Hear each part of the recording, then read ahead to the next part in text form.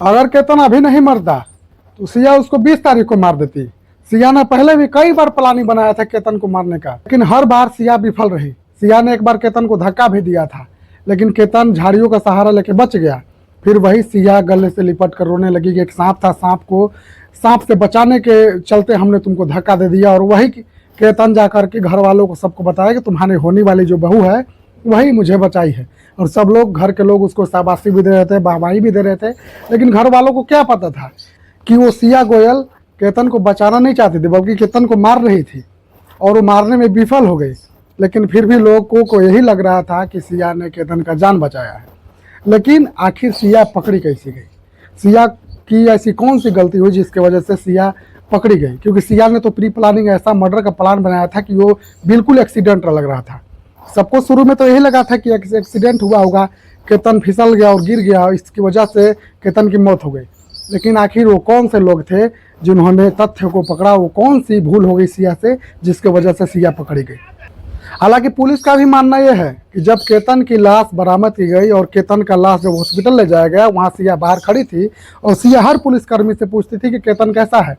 पुलिसकर्मी को लग रहा था कि शायद सिया घबरा जाएगी, इसलिए सिया से केतन के बारे में पुलिस कह रही थी कि केतन अभी बिल्कुल ठीक है।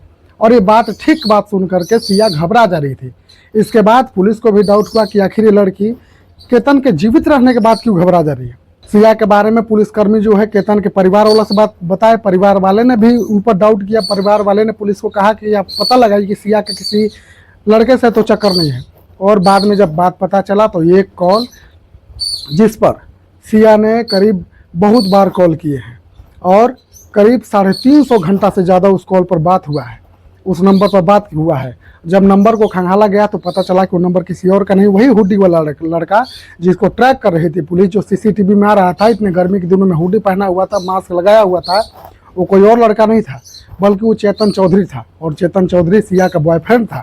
सिया और चेतन चौधरी एक दोनों को 1 साल से जानते थे और चेतन चौधरी भी एक बड़े बिजनेसमैन का बेटा था। सिया भी एक बहुत बड़े ड्राई फ्रूट की बिजनेसमैन की बेटी थी और केतन अग्रवाल भी बहुत बड़े जमीन के कारोबारी का बेटा था।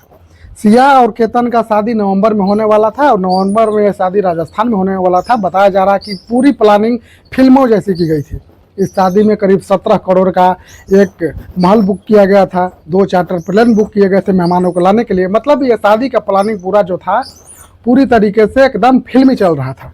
और शादी की तैयारी में केतन अपने मंगेतर को खुश करने के चक्कर में, क्योंकि सिया का आने वाले दिनों में बर्थडे था और सिया को इम्प्रेस करने के लिए केतन सिया को लेकर के फोर्ट घूमने के लिए गया और वहां पर सिया ने केतन को धक्का देकर मार डाला।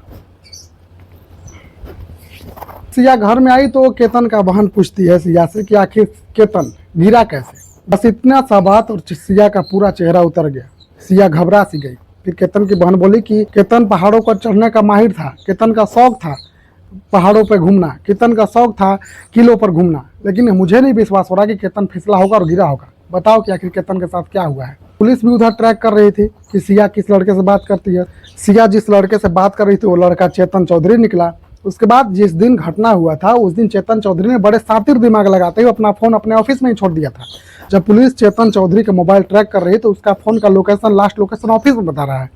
लेकिन जब उसके ऑफिस में पुलिस जांच पड़ताल करने के लिए गई तो वहां पता चला कि किसी कर्मचारी का फ़ोन लेकर चेतन चौधरी गया था। और उस नंबर को जब ट्रैक किया गया तो उसका एग्जैक्ट लोकेशन वहीं पे मिला जहां पर केतन की मौत हुई, जहां पर केतन को सिया ने धक्का दिया था।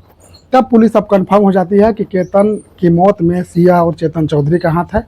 और इसके बाद पुलिस जब हरकत में आती है तो सिया और चेतन चौधरी दोनों टूट जाते हैं और दोनों फिर बताने लगते हैं कि कैसे कैसे हुआ। खुलासा ये हुआ कि सिया यह शादी नहीं करनी चाहती थी, लेकिन सिया और केतन का सगाई हो गया था और सिया ये चाहती थी कि परिवार वालों की बेइज्जती न हो जाए। अगर मैं भाग जाऊंगी, अगर मैं शादी तोड़ दूंगी तो परिवार वालों को लगेगा कि बदनामी होगी। इस बदनामी के वजह से, बदनामी से बचने की वजह से सिया ने एक साफ तरकीब निकाला, सिया ने एक रास्ता निकाला। क्योंकि सिया और चेतन चौधरी 17 तारीख को किसी रिसोर्ट में भी देखे गए हैं, वहाँ ये दोनों प्लानिंग बना रहे थे कि केतन को ही रास्ते से हटा देते हैं, ना कोई बदनामी होगी ना कोई जानेगा। और प्लानिंग ऐसी बनाई कि ये सिर्फ एक मर्डर लगे, एक एक्सीडेंटल मौत लगे। और वैसा ही हुआ। सबको कुछ समय लग भी रहा था कि ये जो है एक एक्सीडेंट है, लेकिन जब मामला सामने आया, जब खुलासा हुआ, तब पता चला कि एक लड़की कैसे अपने होने वाले शौहर को, अपने होने वाले पति को किस तरीके से बेरहमी से मार देती है। वो बेटा जो सिर्फ इकलौता था, वही माँ बाप के बुढ़ापे का सहारा था, और उस लड़के को 1 मिनट में मार देती है। जो माँ जो बाप अपने बच्चों को उम्र भर संस्कार सिखाते रहते हैं, उस बच्चे को 1 मिनट में कोई लड़की आकर मार के चली जाती है।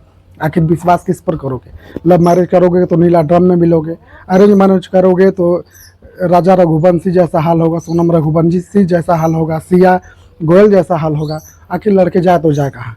अब लड़कों को पढ़ाने से ज़्यादा लड़कों को बचाना इंपॉर्टेंट हो गया है। आखिर आप इस बारे में क्या सोचते हैं? अपना राय जरूर दीजिएगा। धन्यवाद।